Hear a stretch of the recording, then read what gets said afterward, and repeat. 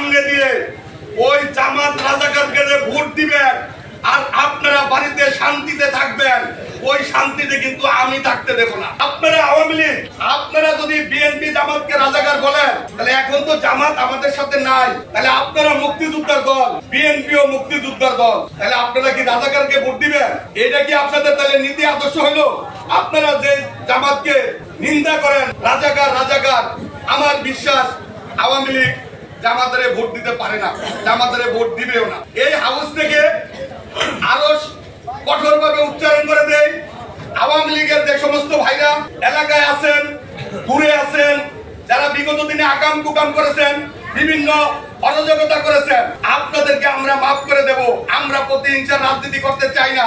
আপনারা এলাকায় থাকবেন, আপনারা চিন্তা করে দেখেন আগামীতে বিএনপি সরকার ক্ষমতায় আসতেছে, এলাকার স্বার্থে হইলো, এলাকার উন্নয়নের স্বার্থে হইলো, আপনাদের সুবিধা অসুবিধার জন্য হইলো আপনারা বিএনপির পাশে থাকবেন। যদি আপনাদের দল কখনো পুনর্বাসন হয়, আপনাদের দল যদি কখনো আবার প্রতিষ্ঠিত হয়, আপনাদের দল যদি আবার দেশে রাজনীতি করার সুযোগ পায়, তখন যদি আপনারা আমাদেরকে ছেড়ে চলে যান, আমাদের কোনো আপত্তি থাকবে না।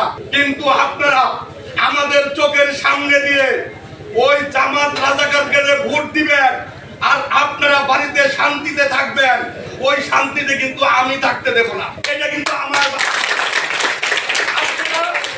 আপনারা ভোট দিলে, আওয়ামী লীগকে বলি, আপনারা ভোট দিলে বিএনপি কে দিবেন, না দিলে আপনারা ঘরে শুয়ে থাকেন, আমাদের আপত্তি নাই। আওয়ামী লীগ ভাইদেরকে বলি, যেহেতু আপনাদের নৌকার প্রতীক নাই, আপনারা দয়া করে ধানের শীষে ভোট দিবেন। যদি আপনারা ভোট ধানের শীষে না দেন, তাতে আমার কোনো দুঃখ নাই, এটা আমার ব্যক্তিগত বক্তব্য, তাতে আমার কোনো দুঃখ নাই।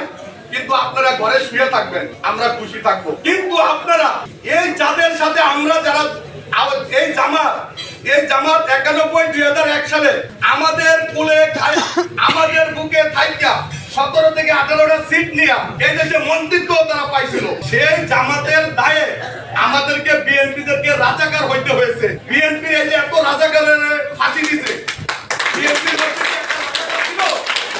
মধ্যে একজন রাজাকারও পাওয়া যায় না। সালাউদ্দিন কাদের চৌধুরীকে ফাঁসি দিয়েছে শেখ হাসিনা ব্যক্তিগত আক্রোশের কারণে।